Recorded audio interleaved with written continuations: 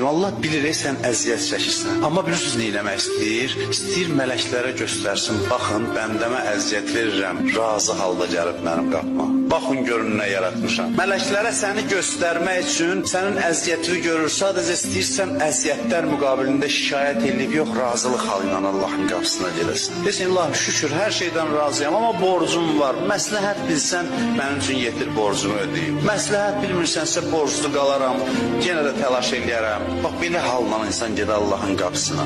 İmam Həsən əleyhissalamın sözüdür, kim razı halda Allahın qapısına getsə, mən İmam Həsən zəmanət verirəm duasının qəbuluna. Duası qəbul olar. Allah halın müştərisidir. Verib verməmək asan məsələdir, bunu yadda sal. Bir dənə bilin ki, kimin huzurundasınız da hər şeyin xəzinəsi onun əlindədir. Niyə verməsin? Niyə verməsin? Halı istəyir, halın müştərisidir.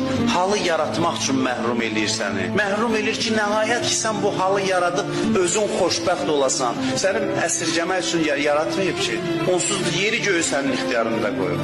Hərdən deyib, verməyin, görək nə olacaq, halı nə olacaq, o haldır mühüm. Verməyəndə də deyəsən, elə sən mənim Rəbbimsən. Az verməmsən ki, bunu istəmirsən, vermə. Onda deyib, bəs deyil, bunu istəyirdim, hacətini verin o. Biz amma deyib, bədbəxtəm, biçarəyəm, bu nə işdir başıma asmışsan, Allahla dava dilində dua edib, belə şəkil. Onda da bəzən verir ki, verin səsi kəsilsin, səsindən zəhləm.